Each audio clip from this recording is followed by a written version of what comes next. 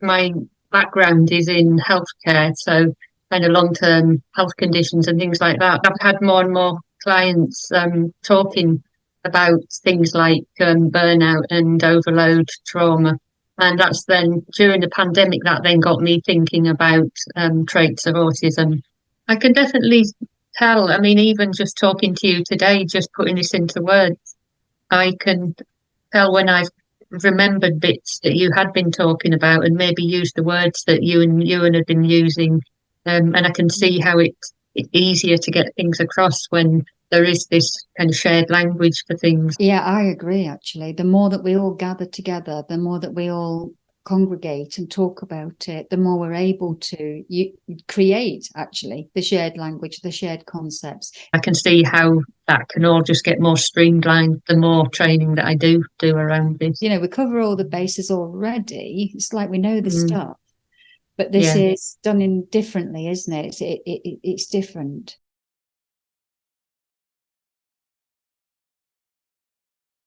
So thanks for coming. I thank you for coming. You know, obviously, today Owen's not here. He's having a well-needed break, which is really nice for him. And so today I've got Rachel Kerr with me, who's actually been with me or been with us for the whole journey. So you literally have joined the journey. Rachel's a counsellor herself and works online with clients and also in North Norfolk in person. So welcome, Rachel. Thanks for coming. Really appreciate that you've been every week and joined us on the live shows, and that you've commented and interacted with us, and you've been on one of our mini trainings before, and that you're here today to talk about the experience of getting to hear all the stuff that happened in the podcast before it goes on YouTube or goes out to the podcast channels, because you've been here in person. So, hello. Hi. Yeah, it has. It's been, well, firstly, thanks for asking me to do this. It's, it feels like a bit of a privilege. And I have been, checking in with all the podcasts, and I feel like I've been soaking up all the information like a sponge. Right. I think it's just really the right time for me to be joining in this conversation. Yeah, and you say the right time. That's interesting. What has made you think that? I think in recent years in my work, I've been becoming more and more aware that certain clients, they engage well with the work, and they do make progress, but that there's something about how, for some of them, they just seem to remain, despite that, in a bit of a cycle of burnout and recovery. So it just got me curious about what it was that was kind of getting in the way here. I think that often they will be working really hard and trying to make changes, but it's almost as if, however hard they work, something keeps tripping them up, and they can't quite get in the flow of life, I think.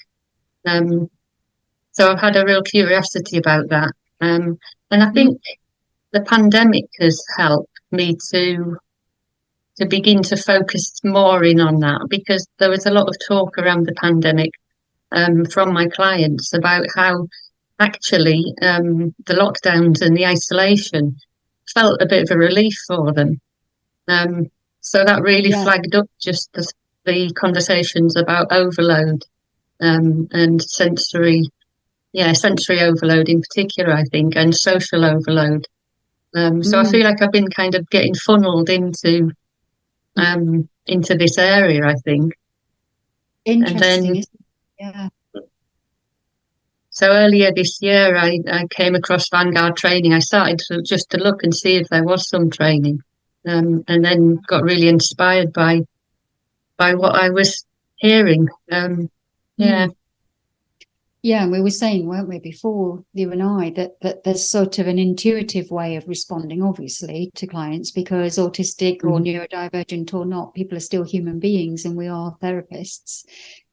but then there's something about, as you say, noticing that there is something different about some clients, that somehow the ways of going about things, or the potential impact of the experience of them in session might be not what you had expected, or might have a different outcome to it, or different ways that this is meeting the client or something like that. And interestingly, then when lockdown happened, that is fascinating, isn't it? I had that as well, where there'd be loads of clients, and myself, I thought to myself, oh, this is fantastic, the world has stopped and it's flipping brilliant, and a lot of people, neurodivergent or not, may have had that experience, but there's a feature of it that then, as you say, it can start to, it's like, well, where did that realization take us? And that brought something else into your awareness, that maybe there's people here who are saying that actually it's only now I've got this contrast between being at home and not being allowed to go and have to meet the interface of society and the world and the systems, that I'm noticing, from not having to do it, that I'm noticing something about it. Yeah, I think you're right. I think it's been, although I would never have wished it on the world, but I think for some people it has been a real opportunity. A lot of self-reflection, a lot of insights, a lot of being able to assess your life and how your life has been set up and how life's impacting you. Yeah, and I think in my thinking, there's been something about the fact that has been forced on people, and it's kind of opened up the chance to talk about things like sensory overload and having difficulties relating and communicating. I think it's taken away something of the shame that has, I think, dogged many people prior to the pandemic. It was almost like we couldn't have those conversations, whereas now they're happening because everybody wanted to be having them. So there's a real silver lining in there somewhere. That's an interesting point, isn't it? That because that wasn't a usual social conversation, whereas obviously as soon as COVID happened and it was so upfront and people were discussing it, whether they were missing out on socializing or whether they were grateful to not have to do certain types of socializing or social interactions. It sort of it became on the agenda, didn't it, of sort of regular social conversations. And I think for me that's really kind of opened something up that is now feels like it's snowballing. It's like I'm reading more, I'm talking more, and I guess I'm picking up the language that can just get across these concepts, and particularly in my work, just having the words to describe things like shutdowns and meltdowns and burnout. I think it helps clients just get a sense that actually there are ways of describing their experience that do it quite precisely. I think maybe in a way that previously in therapy world something was just missing their experience, however much I was kind of trying, but it's like I needed a different kind of framework and a different language to be able to really validate people, I think. I think that's a really good point, isn't it? Eoin's always talked about it being cultural competence. And, like I was reading about cultural competence the other day, and about how this is about not just valuing diversity, but also understanding it and being able to effectively respond to those cultural differences. I've got a similar something going on around. I've been reading a lot more around different ways that, or different groups of people and how they have been othered. In particular, I've been reading something about the experience of Black people in therapy world, and just getting really inspired with what's been written there, because it so accurately describes I guess what you're talking about in terms of cultural. There's a lot of, as you say, other people, there's a lot of oppression and marginalization of different pockets of populations that have happened, each with their own story, each with their own pains and strifes and harms that have happened to them, neurodiversity being one of them. Yeah, and I wonder whether the more someone can open up to their own differences and embrace them, the more they are then able to do that for others. Absolutely, yeah. Instead of playing down and saying there is no difference, that's one of, like, don't look autistic or whatever, and there's the thing, did you say just a moment ago about examine one's own positionality or one's own privileges or biases? Was that what you were getting at? I can't remember exactly what I said, but I think, that's a really important part of the process, I think, is to, and I think maybe that comes the more that we are at ease with our own differences within ourselves. Whereas if we're trying to mask or trying to be something that we're not, then I think it's very hard then to have the openness required in order to actually really meet other people where they're at. Yeah, I like what you've said before about how we can be working quite intuitively, because I think that's what I've been doing over the years. Is I tend to work in a fairly, I would call it an exploratory conversational style of working within a kind of existential framework. And I think I have quite intuitively been supporting people with their differences. But I think I could only seem to take it so far without the language and the framework of autism, I think, to really make this work for people, I think. Yeah, and I mean, people have sometimes got multiple intersection, the intersection aspect as well of, you might belong to multiple marginalized groups, so things can compound, and but as you say, knowing what are the issues that historically autistic people have faced, or whether they've known that they were autistic or not, because it's a behavior of society, it's the conditions under the broader conditions under which we are living, that then it's like, oh, I'm seeing things through that view now, as well as the ways that I used to see them before. I like the phrase looking at things through an autistic lens, because it really does enable a re-seeing of everything. I think it's a really useful lens to have, I think.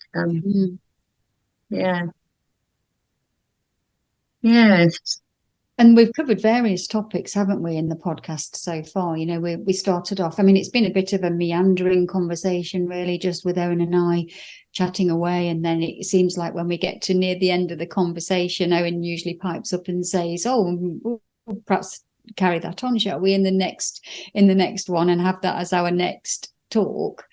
How's that been from the listener's point of view? Well, I can only speak for myself, but I suspect that is how I work. I think in my work, I think it's going exploring and seeing where we get, and a kind of working it out between me and the client, a very collaborative way of working, I think. It's been great for me. And it's been great to have a taster of all these different topics, which will be part of the training that you intend to run, I believe, in February. I've been just taking loads of notes. When I look back through my notes in relation to doing this today, I just sat and thought, oh my goodness, there's just so much. How do I kind of pick anything out to try and make or say something sensible today?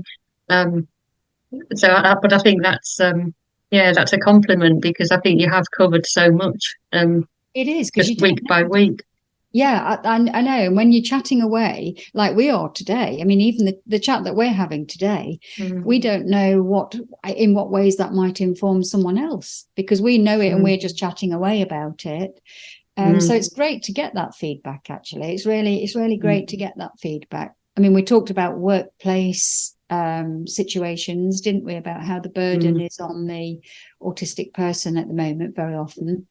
And the legal protections, and we can remember the one where we talked about the historical and the political backdrop to things. I mean, that was always through whistle stop tour. It was, but yeah, that was useful to me too. I love the way that that this, well, what you're doing in terms of the training that you're doing, just how it's all part of a massive learning curve, which isn't just personal. It's not just about work. It's not just about society. It's like everybody is on a massive learning curve, I think. Yeah, I agree. Yeah. And I like the way that you are, between you, presenting the information and encouraging people to come and be part of this conversation, with the emphasis that it's not about getting everything right or, saying all the right words. It really is about learning and evolving. And I really like that, because I think, again, that's how I live my life. It's how I develop myself as a therapist, is I try to evolve, to take things in and see how that will fit with my way of working. And that's another thing that you said specifically, was that it doesn't matter what your model of working is, because this is relevant whatever you do. Yeah, absolutely. Yeah, I mean, we've got, it can get a bit tribal sometimes, where therapists have perhaps CBT therapists or transactional analysts or person-centered or Gestalt or something like that. But in the end, they're just languages, aren't they? They're ways of trying to make sense of what we're all trying to do and talk about and think about. And just a shared language of how to explain it, or what ways that model uses to try and explain things. And in the end, as you say, it's down to the therapist to be, in the end, they're a person who just has access to that model, and that looking through the autistic lens, or any intersectional type stuff or cultural stuff, it transcends the models therapy, doesn't it? It can add to your work anyway. But it's perhaps for each individual therapist to do that, because they know what they know. They're already doing what they're doing with the clients. You pick up what you pick up, don't you, out of the training courses that you go on. And potentially everybody on any particular training course is not just going to go and replicate something in the same way, because we're humans and there's so many variables to how we then interact with each other, therapist and client.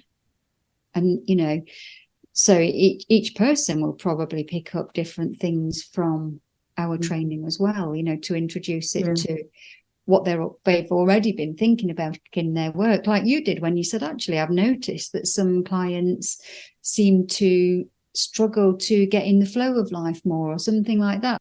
Yeah, it's fascinating. There is something that really stood out for me.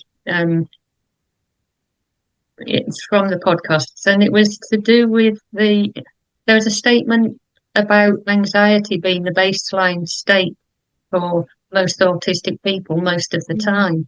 And that was just, to me, I just thought, wow, what a game changer that statement is in itself. Yeah. Because so often in life, people are talking about anxiety and trying to somehow figure out ways to make it go away, to get rid of it. And I just thought, maybe from that statement, maybe we can lay to rest the idea that anxiety needs to be got rid of, and really begin to work with clients to help them with some level of acceptance that anxiety is just a part of being human, and it's not something that we can completely get rid of, or wouldn't want to even. interesting point. Yes, I can remember I got impacted the same way, actually, because it was Luke Bearden, wasn't it, that said that to me. Well, said it to my class when I was on his course, and then I replicated that in our podcast.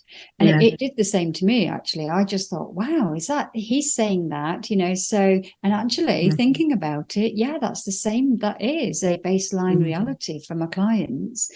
Part of it is being, as you say, just part of being human, but the other part is that there are very real things about ways in which neurodivergent people have encountered a lot of isolation, punishment, rejection from the differences in social understanding, that might have resulted in mistreatment. And that's going to bring anxiety in reality, isn't it? Yeah, so it takes the focus away from the individual, like saying, oh, there's something wrong with you because you have these high levels of anxiety. Like saying, okay, we all have anxiety, but what are these specific reasons why you have particularly high anxiety? And how can we look at that with you, and what would you like to happen as a result, and let's actually honor your experience, because it's not necessarily irrational thinking. It could actually be quite rational. There's something about making sense. Sense making. In my mind I call it sense making, but I think that's for me over the years, it's just like some things just don't quite make sense, and yet through this lens they do.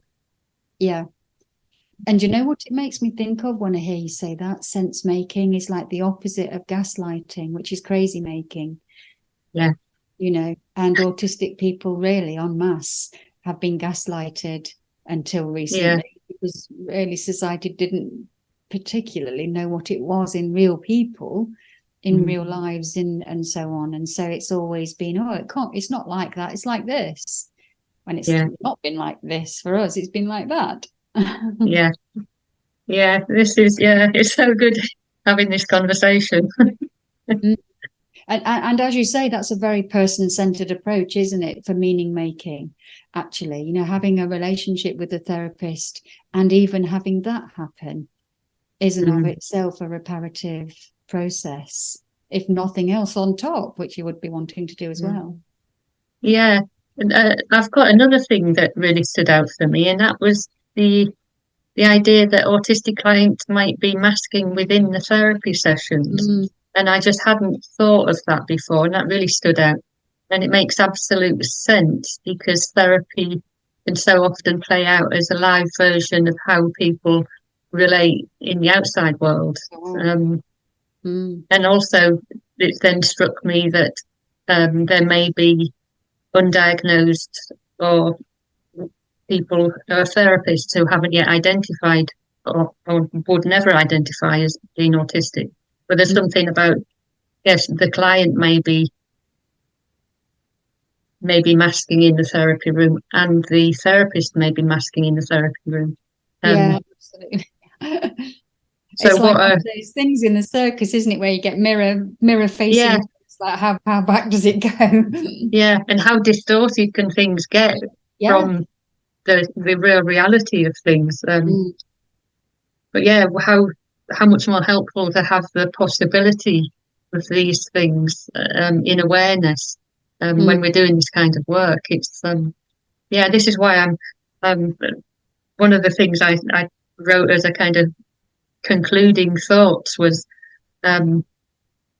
just that I'm starting to realise that this exploration is leading me to reassess my practice in quite fundamental ways, and ways which may benefit any one of my clients, but I think in particular it will be clients who have had the experience of being othered. But it's no small thing that I'm getting into. Well, no, I know it's massive, isn't it? And very much needed as well, for somebody to understand it and that whole political issue in the first place, never mind the individual person's experience of being that person in their own unique way, you know, and living their own unique life as well, which is what we're used to doing anyway, responding to a unique person, but also with having that whole realization of that big backdrop, which is massive. And it just speaks to you. Obviously, you're thinking, actually, there's something here that is really, you know. Yeah, it's not just about a certain section of the population. This is about something much bigger. And I guess that's where the idea of double empathy comes in. The idea that this isn't just about these people. This is about how these people interact with the world and the people in it. Yeah, that's right. You're referring to the double empathy problem that Damien Milton conceptualized, where he's saying that one group of people are not understanding and therefore do not have empathy for the way that another group of people conceptualize the world and their experiences and the impact on them. And so there's like, not only do I not feel for you, but you also don't feel for me. It's not one way. And historically, it's always been seen to be one way. Oh, those autistic people don't understand social life, or they don't understand us, meaning the majority. And actually, it does work both ways. I guess moving from a kind of pathologized idea of autism to more of the idea that this is just about neurodiversity.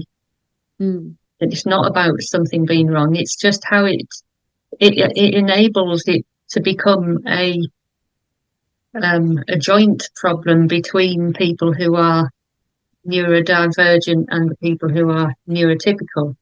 It's not just a problem of people who are neurodivergent.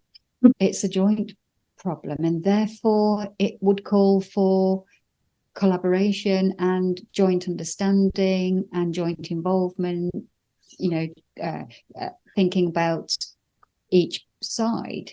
You know, each side has valuable input and equal input. That's the thing about having been done to, isn't it? The autistic people have been done to historically. Decisions about their health and their well-being, and even in therapy, without, you know, even well-meaning therapists might have decided what is a healthy life, what's a fulfilling life, and decided that themselves rather than the autistic client say, whether they knew they were autistic or not, stating what for them would be health and wellness and happiness and fulfillment. Finding Vanguard, it's all just coming at the right time, really. It's lots of threads coming together, and some things coming together in a way that I've never experienced it before, and it's really exciting and motivating. There's something about waiting for society and training organizations and everything to evolve far enough for me to be able to meet them where I'm at. So I've got so many. I guess I think this is where I need the training. I think the one that's coming in February. I think because just sitting in on these on the podcasts, it's just flagged up so many different aspects that I'll be able to thrash out and really think about and just find about. What do I feel about all of this, and how can it help me in my work? So I hope then that you are now on a wonderful journey as you describe, and you know, I'm really going to be involved with you going forward to see how your practice develops, how your ideas develop, and you know, we'll be obviously seeing each other on the course and stuff. So if people are hearing this or watching this and are in your local area or would like to see you for online sessions at some point, how might they be able to get in touch with you? Where can they find you on the internet? I have a website. Would I be able to give you this in writing? Would you be able to post that somewhere so that rather than trying to spell it out? I certainly will. I'll put it in the show notes, and I will also flash it up on the screen as a cut-in thing. That's great. Thank you. And thank you for this opportunity. Thanks so much, Rachel. Appreciate it. So Rachel Kerr works in North Norfolk in person and online as well. No, really appreciate it. I appreciate you coming on all the shows. Appreciate you talking and giving the feedback. Really. No, it's been quite nice for me. Yeah, just having an intimate little chat. Yeah. I think in the past I've never really got into anything like this. I'm not someone that kind of puts herself out there and promotes herself on social media. So I've always been quite private, but it just feels like the time is right. Just thanks. Oh no, thank you ever so much. I appreciate it. Yeah, that's really kind of you to say that. Yeah, I'm just going to go away and digest having done this with you, because yeah, it's all part of my process. So yeah, thanks.